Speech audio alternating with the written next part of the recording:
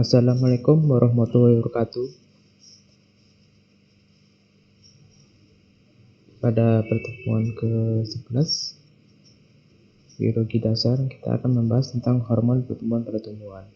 Pada pertemuan sebelumnya telah disebutkan informasinya tentang hormon-hormon pada tumbuhan, misalnya hormon ABA. Nah, di sini akan dijelaskan lebih banyak dan rinci tentang hormon pada tumbuhan.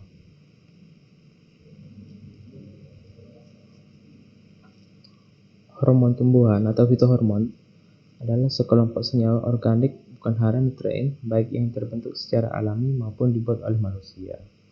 Yang dalam kadar yang sangat kecil, itu perannya sangat banyak, diantaranya mendorong, menghambat, atau mengubah pertumbuhan, perkembangan, dan pergerakan proses tumbuhan.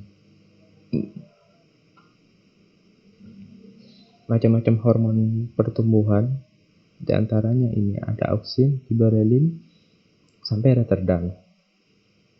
Untuk rincian penjelasannya dimulai dari hormon auksin. Auksin merupakan senyawa asam asetat dengan gugusan indol dan derivat atau turun-turunannya.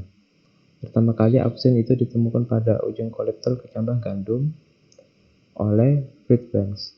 Pusat pembentukan auksin adalah ujung kolektor, ujung tumbuhan. Auksin beredar ke seluruh tubuh tumbuhan dari ujung kolektor menuju ke arah basipetal, yaitu akar. Nah, ini peran dari auksin. Konsentrasi auksin suatu per milimeter dari batang, kepingan, dan akar. Nah, ini auksin banyak merangsang perpanjangan sel-sel pada batang. Kemudian auksin juga itu menghambat perpanjangan sel-sel akar. Kemudian penjelasannya dari peran auksin. Hormon auksin tanaman menyebabkan sel tanaman memanjang. Ketika terkena cahaya matahari, auksin yang dihasilkan tumbuh di ujung penyebaran di kedua sisi tanaman. Jika cahaya dari hanya satu sisi, auksin berkumpul pada sisi naungan yang menyebabkan sel memanjang ke samping. Nah, perpanjangan ke samping ini menghasilkan itu perpanjangan batang tanaman. Nah, ini ada penjelasannya juga. Jika terkena sinar matahari, auksin berubah menjadi senyawa yang menghambat pertumbuhan. Hal ini menyebabkan batang membelok ke arah datangnya cahaya. Karena bagian yang tidak terkena cahaya, pertumbuhannya lebih cepat dari bagian yang terkena cahaya. Nah, kemudian ini beberapa auksin yang dibuat secara buatan oleh manusia, diantaranya asam indol butirat, asam naftalen asetat, heteroauksin yang dikenal juga dengan nama asam indol asetat. Fungsi dari auksin sendiri yaitu merangsang perpanjangan sel, pembentukan bunga dan buah, pemanjangan titik tumbuh, pembekuan batang, pembentukan akar lateral, dan merangsang terjadinya proses diferensiasi.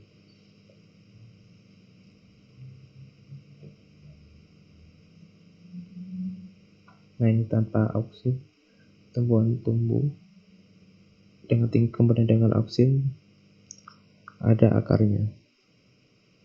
Kemudian hormon yang kedua adalah giberelin, merupakan hormon yang pertama kali ditemukan pada jamur Gibberella hujikora yang parasit pada tumbuhan padi.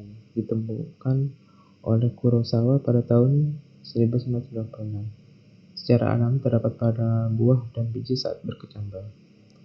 Fungsi dari giberelin sendiri yaitu merangsang pembelahan sel kambium, pembungaan lebih awal sebelum waktunya, merangsang pembentukan buah tanpa biji, patenokarpi, merangsang tanaman tumbuh sangat cepat sehingga punya ukuran yang raksasa. Ini ditemukan oleh Dwi Saputro pada jurnalnya. Kemudian mempengaruhi sintesis protein. Kemudian yang ketiga adalah hormon sitopenin, yaitu kumpulan senyawa yang fungsinya mirip satu sama lain. Pertama kali ditemukan pada tanaman tembakau, ditemukan hampir di semua jaringan meristem. Fungsi dari sitopenin adalah seperti ini. bisa dibaca. Kemudian gas etilen. Nah, gas etilen ini yang biasanya banyak digunakan pada buah untuk memasakkan buah. Gas etilen merupakan hormon tumbuh yang dalam keadaan normal berbentuk gas. Pembentukan gas etilen dipengaruhi oleh O2 dan dihambat oleh CO2. Fungsi gas etilen sendiri yaitu membantu memecahkan dormansi pada tanaman, misalnya pada ubi dan kentang, mempercepat pematangan buah, mendukung terjadinya pelapukan pada daun, dan bisa dibaca itu sampai fungsinya untuk interaksi antara etilen dan oksin memacu proses pembungaan. Kemudian hormon absisat. Hormon absisat merupakan hormon yang tumbuh hampir selalu menghambat pertumbuhan, baik dalam bentuk menurunkan kecepatan maupun menghentikan pembelahan dan pemanjangan sel bersama-sama. Absisat merupakan senyawa inhibitor penghambat yang bekerja antagonis dengan oksin dan giberelin. Secara alami, tingginya konsentrasi asam absisat dipicu oleh adanya stres oleh lingkungan, misalnya kekeringan. Nah, fungsi absisat sendiri yaitu menghambat perkecambahan biji, mengurangi kecepatan pembelahan, dan perpanjang daerah titik tumbuh. Ini bisa dibaca, membantu menutup stomata untuk mengurangi penguapan. Kemudian ada hormon kalin, merupakan hormon yang mempengaruhi pembentukan organ, dihasilkan pada jaringan meristem, dan berdasarkan organ penghuninya, kalin dibedakan atas rizokalin.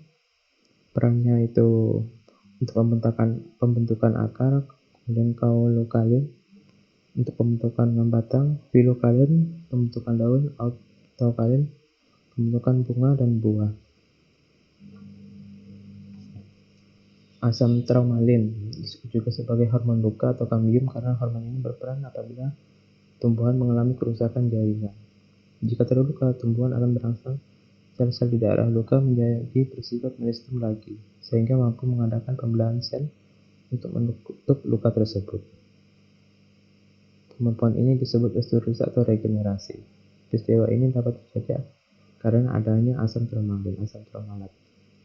Nah, kalau pada manusia itu untuk terjadinya luka, untuk disembuhkan itu disembuhkan oleh trombosit. Nah, pada tumbuhan ini itu tumbuhan akan meregenerasi daerah yang luka ini dengan adanya hormon asam traumalin. Kemudian hormon poliamina memiliki peranan besar dalam proses genetis yang paling mendasar seperti sintesis DNA dan ekspresi genetika. Kunci dari migrasi sel, perkembangbiakan, dan diferensiasi pada tanaman dan hewan. Mewakili kelompok hormon pertumbuhan tanaman, namun juga memberikan efek pada kulit, pertumbuhan rambut, kesuburan, tempat menyimpan lemak, dan integritas perawatan, pankreatis, dan pertumbuhan regenerasi dalam mamalia. Kemudian fungsinya pada tumbuhan itu sebagai pengatur pertumbuhan tanaman.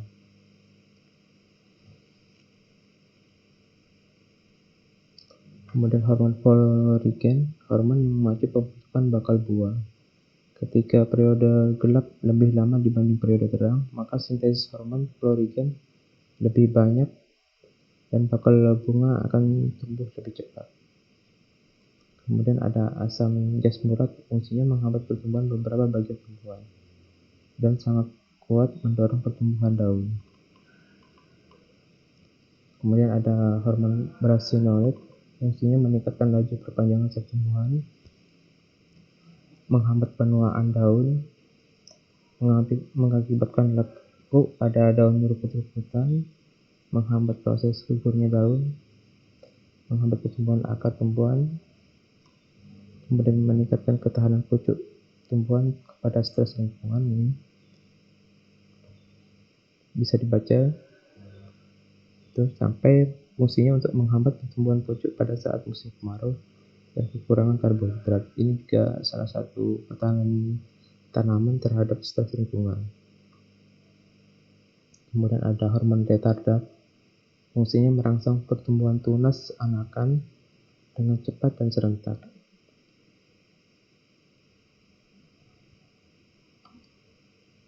Baiklah, itu adalah hormon yang ada pada tumbuhan. Jika ada yang ditanyakan silakan bertanya di kolom komentar. Jika tidak, terima kasih. Assalamualaikum warahmatullahi wabarakatuh.